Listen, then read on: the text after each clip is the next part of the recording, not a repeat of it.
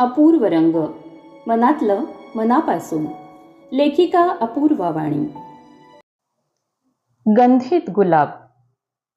तरुणाईचा उत्सव म्हणजे व्हॅलेंटाईनचा आठवडा, अर्थात प्रेमाचा उत्सव. सकाळी मोबाईल उघडताच गुलाब पुष्पांचा पाऊस पडलेला दिसला. कोणी कोणाला कशासाठी द्यायचं हे गुलाब पुष्प? ती प्रेमळ भावना व्यक्त करण्यासाठी प्रतीक असलेलं गुलाब पुष्प आज कोणीही कोणालाही देते. भावना इतक्या अस्वस्थ झाल्यात का? प्रेम हे कळत नकळत होतं हे जरी खरं असलं तरीही ते डोळस असावं.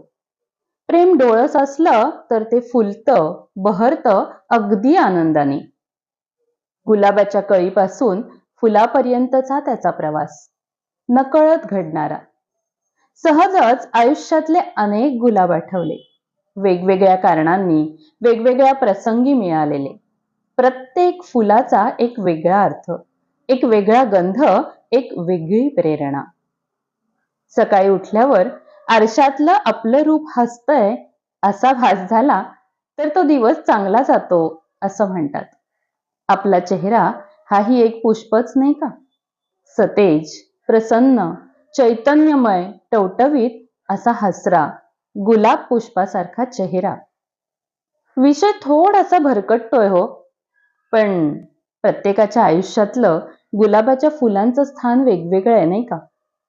एका मित्राने मैत्रिणीला दिलेलं फूल, तर एका प्रियकराने प्रेयसीला दिलेलं फूल, एका नवऱ्याने बायकोला दिलेलं फूल, आणि वयाच्या 40शीत मुलांच्या नकळत हळूच दिलेलं फूल, कुठल्या तरी समारंभात सत्कारासाठी मिळालेलं फूल, आणि प्रत्येकाच्या वहीत असेल ते प्रेमाने मिळालेलं, वहीत जपलेलं, सुकलेलं एक गुलाबाचं गंधित फूल.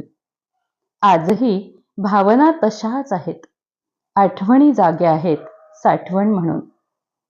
हे माझ्या अंतरीचे बोल तुमच्या गंधित विचारांची वाट पाहते आहे.